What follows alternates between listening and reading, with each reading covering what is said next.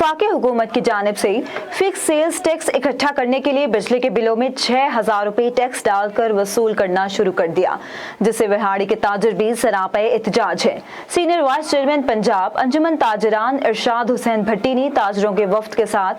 SE वाबडा Sajid Hussain Gondal से मुलाकात की और कहा कि ताजिर तबका पहले ही बहुत पिसा हुआ है, अब एक और जुल्माना टैक्स बिजली के बिलों में लगा दिया जिसे हम किसी सूरत अदा नहीं करेंगे, लिहाजा वाबडा एहलकार बिजली के मीटर उतारने से बाज रहे। सीनियर नायब सदर ताजरान मियां साजिद आसिफ ने कहा कि हुकूमत के कहने पर हम ताजरों ने रात के वक्त और जुमे की छुट्टी की, अब हमें इसकी सजा के तौर पर फिक्स सेल्स टैक्स लगा दिया गया जिसे ताजर किसी सूरत कबूल नहीं करेंगे। उन्होंने कहा कि अगर एक हफ्ते के अंदर हुकूमत ने इन टैक्सेस को वापस ना लिया और ताजरों के मसाइल हल ना किए तो हम ही खुद मीटर उतार कर वापदा को दे देंगे।